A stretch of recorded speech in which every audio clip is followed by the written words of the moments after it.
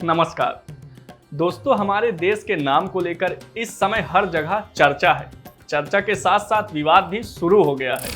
ये चर्चा और विवाद तब शुरू हुआ जब भारत में G20 सम्मेलन में हिस्सा लेने वाले नेताओं को राष्ट्रपति भवन की तरफ से डिनर का निमंत्रण पत्र भेजा गया।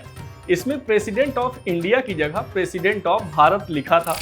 बस इंडिया की जगह भारत लिखते ही विवाद शुरू हो गया। कांग्रेस समेत सभी विपक्षी दल इसे देखकर तिलमिला गए।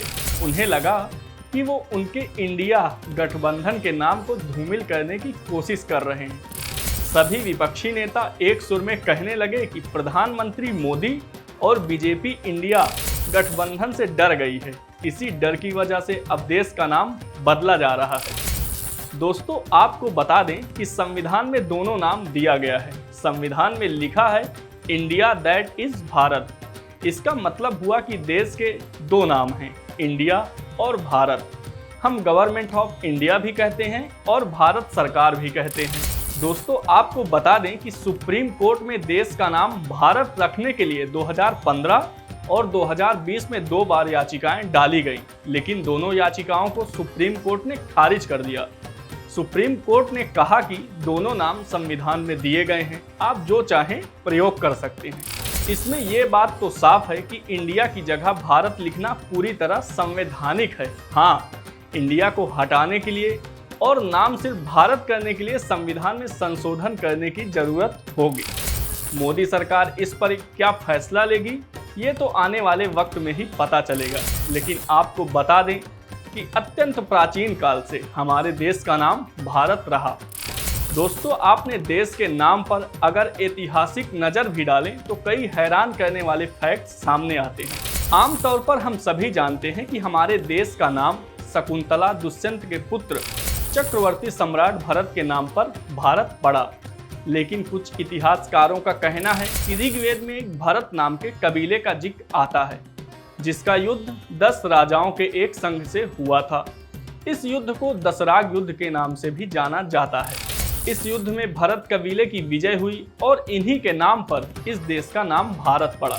जैन संप्रदाय का मानना है कि उनके पहले तीर्थंकर भगवान ऋषभदेव के पुत्र चक्रवर्ती सम्राट भरत के नाम पर इस देश का नाम भारत पड़ा।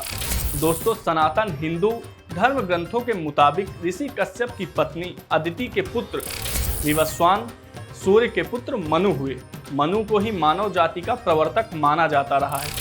मत्स्य पुराण में भी मनु को ही प्रजाओं के भरण रक्षण के कारण भरत की संज्ञा दी गई और इसी वजह से देश का नाम भारत कहलाया।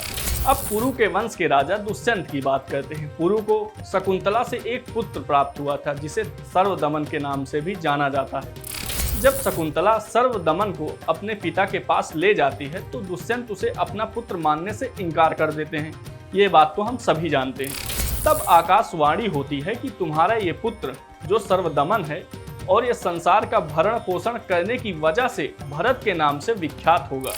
महाभारत के अनुसार पहले भी भरत हुए और उनके नाम पर देश का नाम भारत पड़ा, लेकिन व्यास जी ने आम तौर पर विधान कर दिया कि अब से सिर्फ पुरु वंश के भरत के नाम से यह देश भारत के नाम से जाना जाएगा। इस तरह दोस्तों, प्राचीन काल से इस देश के लोग अपने देश को भारत के नाम से ही जानते हैं। इंडिया का नाम विदेशियों ने दिया, ये बात तो हम सभी जानते हैं, जो इस देश में बहने वाली सिंधु नदी के नाम पर दिया गया था। दोस्तों, भारत और इंडिया नाम को लेकर हमारा ये वीडियो आपको पसंद आया हो और इस बारे में आपकी क्या राय है? क्या आप इंडिया कहलवाना पसंद करेंगे या भारत? हमें कमेंट करके ज़रूर बताइएगा। और साथ ही अगर आपको हमारा ये वीडियो पसंद आया हो तो इसे लाइक शेयर करिएगा और हमारे चैनल द कर्मा को ज़रूर सब्सक्राइब करिएगा। धन्यवाद।